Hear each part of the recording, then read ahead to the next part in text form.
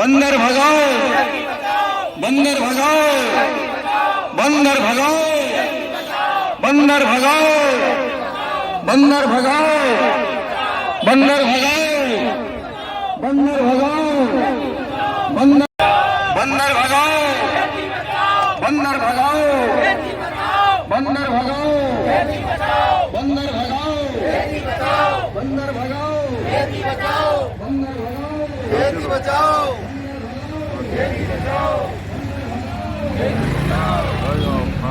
बेटी बचाओ, बेटी बचाओ,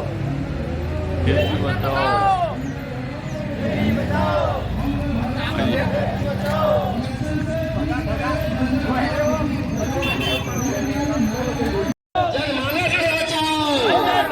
जनमानस को बचाओ, बंदर भगाओ, बंदर भगाओ, बंदर भगाओ, बंदर भगाओ,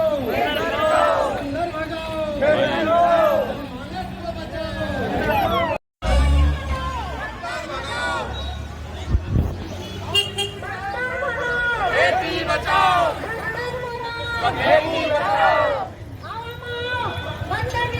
बेटी बचाओ।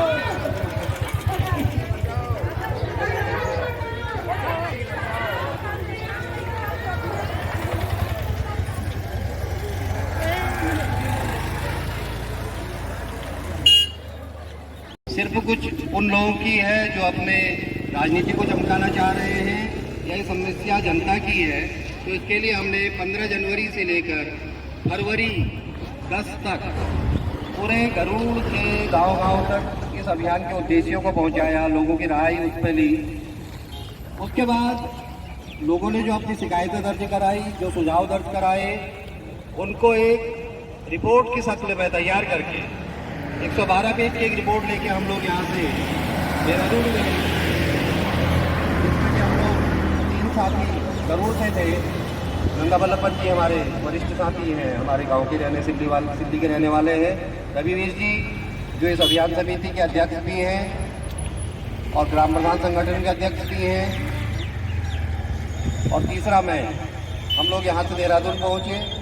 नैनीताल से अपने न्यायालयीय कार्य को छोड़ के हमारे अभियान के संरक्षक अधिवक्ता भाई डी के जोशी जी, उनके सहयोगी अधिवक्ता और हमारे पास इन्हीं मुद्दों पर, जनता के मुद्दों पर, जंगली जानवर, बंदरों के मुद्दों पर धनिया अल्मोड़ा क्षेत्र में काम कर रहे हमारे एक और ऊर्जावान साथी गोविंद गोपाल जी।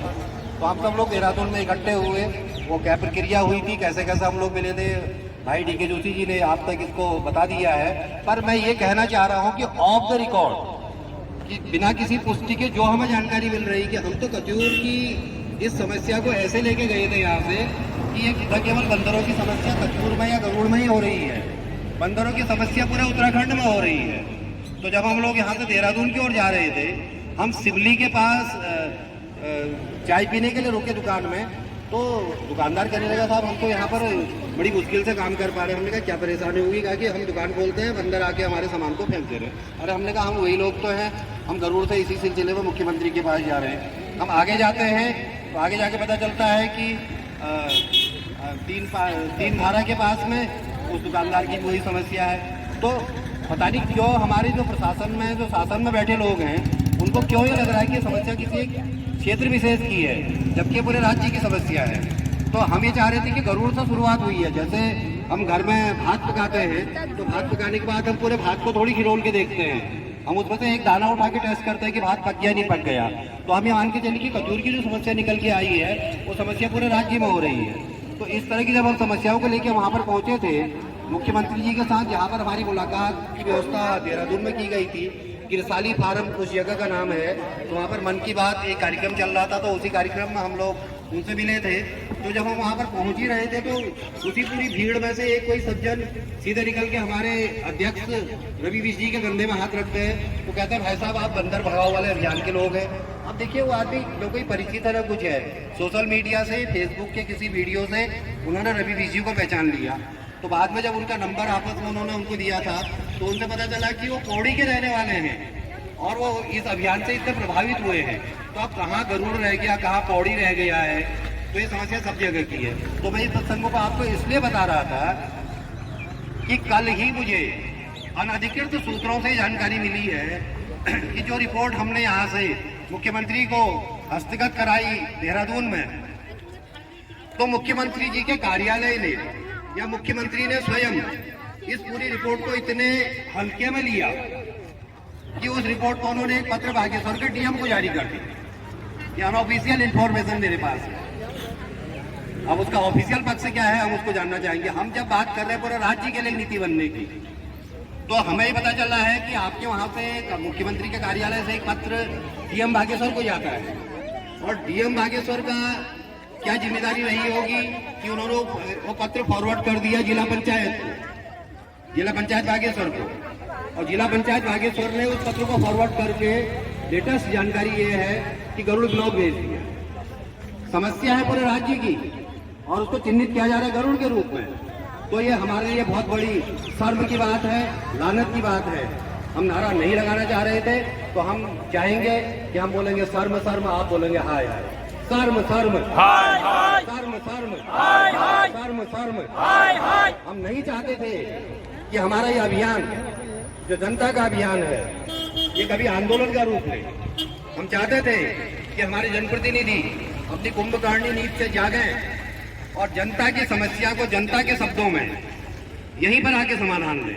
तो आप देखिए इससे बड़ी शर्म क्या हो सकती है कि हम चाह रहे हैं कि बंदरों के आतंक पर उनके समाधान के लिए राज्य स्तर पर कोई नीति बने, ताकि वही नीति आगे जाकर जंगली जानवरों के मामले में, जंगली सुअरों के मामले में, बाघों के आतंक के मामले में काम करेगी।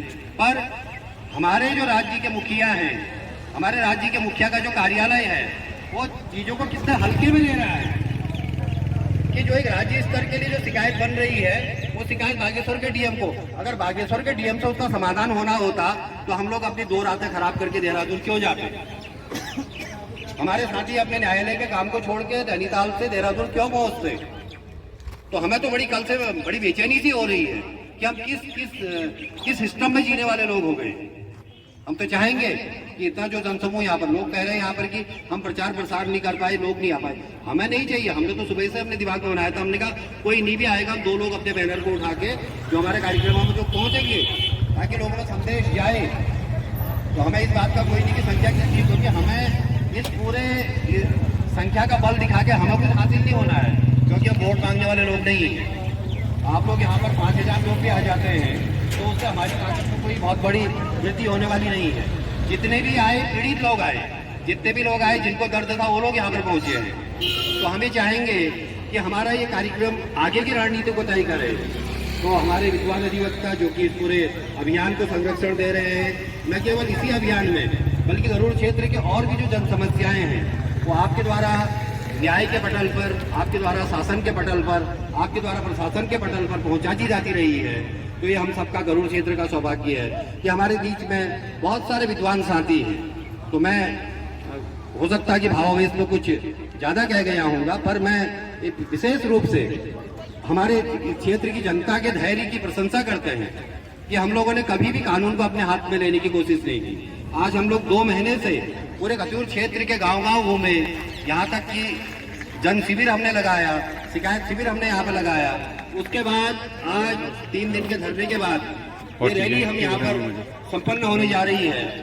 तो उसमें कहीं भी जनता ने अपने सब्र के बात को नहीं तोड़ा। तो हमारा तो निवेदन है, हम आग्रह ही कर सकते हैं कि हमारे जो लोग, जो नीति निर्माता हैं, जो शासन में बैठे हैं, उन तक ये बात पहुंचे। हमारे मीडिया के साथी हमारे बीच में है, आज तो हर आदमी मीडिया में है, सबके पास सोशल मीडिया के फोरम है।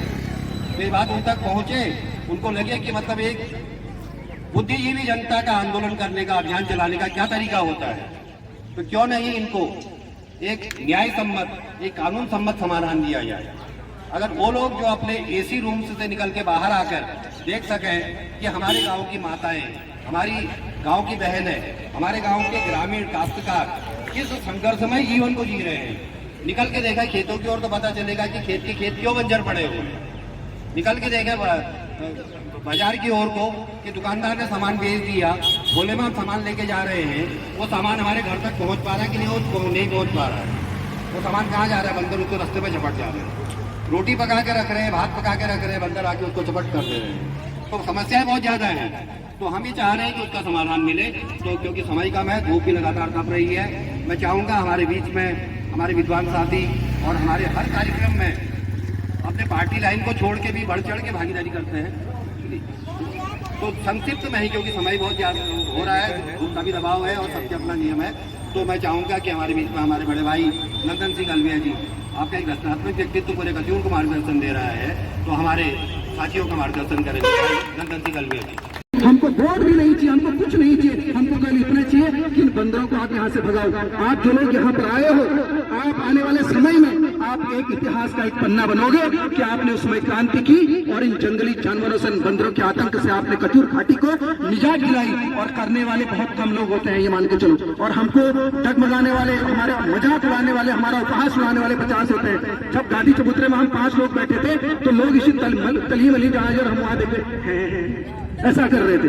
देखो मतलब कितनी शर्म की बात है। 1 2 4 आदमी वहां पर बैठे हैं तुम्हारे लिए। किसके लिए बैठे? अपने लिए बैठे। नन्ना वल्लभ पंत जी अपने लिए बैठे, रवि बिष्ट अपने लिए बैठा है, और हमारे भूपेन सिंह जी अपने लिए बैठे, हरीश जोशी जी अपने लिए बैठे हैं, तमाम लोग अपने लिए बैठे हैं। क्या जिनके लिए बैठे हैं? मतलब ये तरीका है, ये तरीका है हमारा। और अगर इस समय अगर लोगों ने ऐसे ही कान में अंगुली डाली, और मैं कह रहा हूं किसी दिन एक घर से जब घटना हो जाएगी ना, जब किसी की मौत हो जाएगी, मौत होनी शुरू हो गई है बंदरों की वजह से, मौत होनी शुरू हो गई है बंदरों की वजह से। जब किसी के घर से मौत होगी उस दिन उसको पता चलेगा कि दांत दिखाने का मतलब क्या होता है। मैं आपको बता रहा हूं, क्योंकि इनकी तादाद 6 महीने में, साल भर में इतनी बढ़ रही है कि अब तमाम आपको बंदर ही बंदर, बंदर ही बंदर, बंदर ही बंदर दिखाई देंगे। बाकी आपको आप आदमी नहीं दिखाएंगे, क्योंकि वो घर के अंदर होंगे और बंदर उनके घर के बाहर होंगे। तो इसलिए मैं आप सभी से पुनः आप सभी का मैं बहुत बहुत बहुत धन्यवाद ज्ञापित करना चाहूंगा कि तुम लोगों ने अपने घर बैठे हमारी कार्यक्रम में जो शोभा बढ़ रही है वेली जी, मतलब मैं अपने दिल से आपको बहुत बहुत बहुत धन्यवाद ज्ञापित करना चाहता हूँ। और आपके चरणों के रच को अपने माथे पर लगाना चाहूंगा कि आपने कम से कम इस आंदोलन में आकर के, इस अभियान में आकर के हमारी परेशानी को, हमारी पीड़ा को सरकारों तक बताने का आपने प्रयास किया है। आप अपनी मातृशक्ति को बुलाऊंगा कि वो अपने शब्द यहाँ पर रखें। थोड़ा से हूँ मैं सभी भाई बहनों को नमस्कार मेरी तरफ से। मैं ये बंदरों से इतनी तंग हूँ, मैं पूरा हमारा उत्तराखंड तंग है ये, और ज्यादातर हमारे खजूर घाटी में, क्योंकि बाहर से ट्रकों में भर के लाए जा रहे हैं बंदर, हमारे उत्तराखंड में यहाँ बागेश्वर जिले में छोड़े जा रहे हैं। गाड़ी में उतारते हुए मैंने खुद देखा है, ऐसे बंदर को यहाँ छोड़ जाते हैं। यहाँ से मेरा यही कहना है, जैसे बंदरों को यहाँ छोड़ जा रहे हैं, इनके लिए कहीं बाड़ा बनाया जाए, कहीं ट्रकों से ले जाके वहाँ इनको सुविधा दी जाए, ताकि हमारे खजूर घाटी को निजात मिले इन बंदरों से। यही गरुड़ बाजार में देखो, सब्जियाँ बेचते हैं दुकानदार लोग, आप पर लाठी लिए खड़े रहते हैं। गांव में घर से बंदरों को देख के बंदर आते हैं, महिलाएं लोग क्या कर रहे हैं, अंदर चलो चलो बंदर आ गए, अंदर चलो, ऐसे कह रहे हैं, और अंदर जाके बंदरों के डर से दरवाजे बंद कर दे रहे हैं, कोई नहीं भगा रहे हैं। हमारे जिला ऐसा है, ये खजूर घाटी ऐसी है, यहाँ पहले से इतने शादी ब्याह होते थे, जो भी कामकाज होते थे, कभी किसी ने क्या बाजार से सब्जी ली, क्या किसी ने कभी दाल मिर्च हल्दी ली? कभी नहीं ली। आप देखो सब ट्रकों से जो आ रहा है बाहर का, वो इंजेक्शन वाले, वो केमिकल वाले सब्जियां खा रहे हैं, उसी से इतनी बीमारियां हो रही हैं। पहले से क्या करते थे, अपना घर का दाल सब्जी सब कुछ घर में खाते थे, कभी किसी ने मोल लेके पैसे लगा के नहीं खाया, अनाज भी घर का खाते थे। अब देखो जंगली सुअर जो आते हैं, बारह जिनको कहते हैं, वो धान काटते हैं खेतों में, बिल्कुल जैसे गेहूं की दे करते हैं वैसे मान जा रहे हैं धानों को भी। ना अनाज हो रहा ना सब्जी हो रही है, तो जिला शासन प्रशासन इस पर मौन खड़ी है। उठाने वाले तो आवाज उठा रहे हैं। इस आंदोलन में हम भी भाग लेंगे, महिलाएं लोग सब आगे आएंगे, और ये बंदरों से निजात पाने के लिए जो कुछ करना पड़ेगा हम सब तैयार हैं। इस आंदोलन में हम शामिल हैं। और साथ ही साथ ये भी कहना चाह रही हूँ, ये वो तीर्थस्थल हम आपको बाद में बताएंगे। तो इसलिए आप सबको मैं धन्यवाद करना चाहता हूँ, हमारे मातृशक्ति को धन्यवाद करना चाहता हूँ, हमारे पत्रकार बंधुओं को धन्यवाद करना चाहता हूँ, एवं प्रशासन को भी धन्यवाद करना चाहता हूँ कि उन्होंने हमारे साथ बदतमीजी करी। आजकल हम देख रहे हैं, क्योंकि हम तो रोज केस में वहाँ पर एसआई को जो है कोर्ट में तलब करा जाता है, जब उनकी वहाँ पर हम देखते हैं, मनमर्जी देखते हैं किस तरह से परेशान होते हैं। तो मैं यहाँ के पुलिस प्रशासन को शुक्रिया अदा करना चाहता हूँ, उनको साधुवाद देना चाहता हूँ कि अपने संवैधानिक और जो कर्तव्य हैं उनका बहुत बखूबी से निर्वहन किया, इसके लिए भी आप बधाई के पात्र हैं। अब मैं माइक देना चाहता हूँ हमारे संयोजक। और जितने भी लोग थे यहाँ पर, वो आपस में सब लोगों ने अच्छा तालमेल बनाया और बंदर भगाओ खेती बचाओ अभियान के ये स्टेप बाय स्टेप चरण सफल हुए हैं।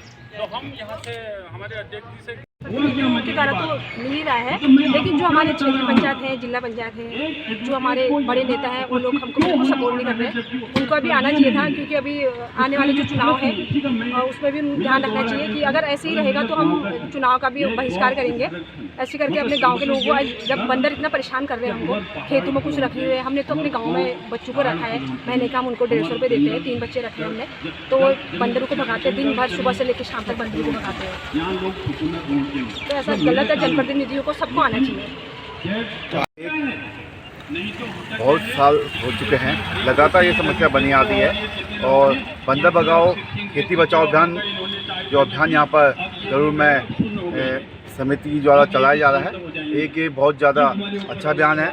इसमें हम कहेंगे कि पूरे बागेश्वर जिले कहें या पूरे कुमाऊं क्षेत्र में जहाँ जहाँ पहाड़ में खेती और अन्य कार्य किए जाते हैं, वहाँ बंदरों का जो आतंक है लगातार बढ़ता जा रहा है। और इस बारे में जो ये पहल की जा रही है, एक सोचनीय है और गंभीर मसला भी है ये कुमाऊं के लिए, क्योंकि वैसे ही यहाँ पलायन बहुत ज़्यादा हो रहा है। उसके बाद अगर खेती बाड़ी भी अगर संकट में आ जाएगी, तो ऐसे में पहाड़ का युवा, पहाड़ का जो बुजुर्ग है, जो लोग सिर्फ खेती पे ही निर्भर है, वो लोग कैसे काम कर पाएंगे।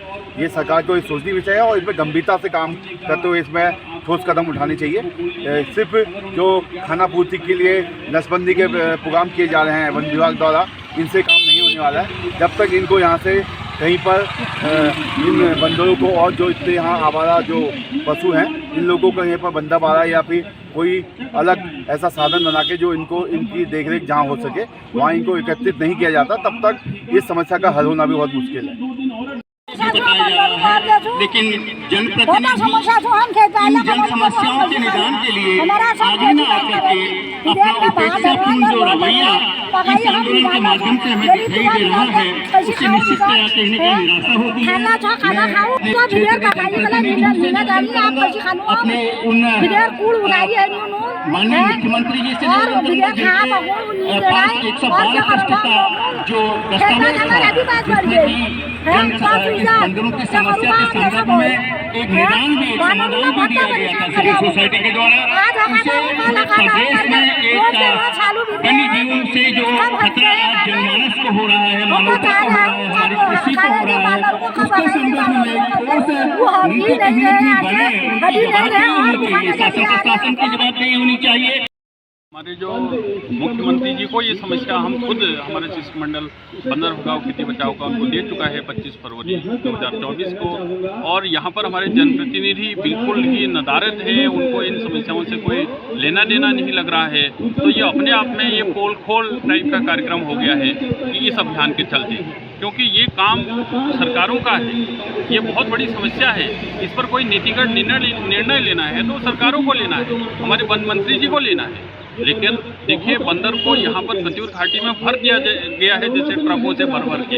हमने डीजीपी साहब को, हमें डीआईजी साहब को, हमने इनको एक अलग से लिखित शिकायत पेश करी है कि आप इन बंदरों को बाहर से जो आ रहे हैं इनको रोकने के लिए आप प्रयास करें करके, लेकिन उस क्षेत्र में भी कोई काम नहीं किया गया। और हमें इस अभियान के द्वारा कम से कम एक नागरिक कर्तव्य जो होता है, सिविल सोसाइटी की पहल पर ये जनता उमड़ करके जो आई है और लगातार 2 महीने से जो आंदोलन कर रही है, ये हमारे आवाज़ की उपेक्षा राज्य सरकार, हमारे मुख्यमंत्री जी, हमारे विधायक जी, हमारे वन मंत्री जी ने की है, ये बहुत ही निंदनीय है। हम इनकी घोर जो है निंदा करते हैं।